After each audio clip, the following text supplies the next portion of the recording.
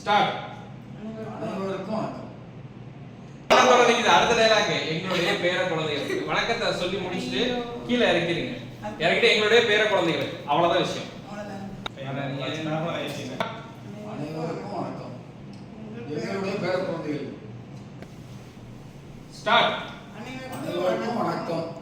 எங்களுடைய பேர குழந்தைகள். வெயிட் பண்ணுங்க.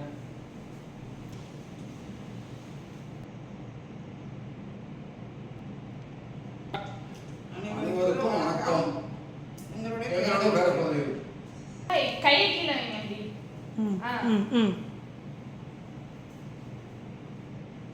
ஸ்டார்ட்.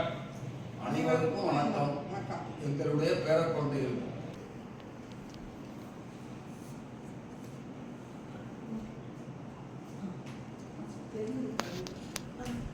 அப்பா வெளிய தெரியட்டுமா?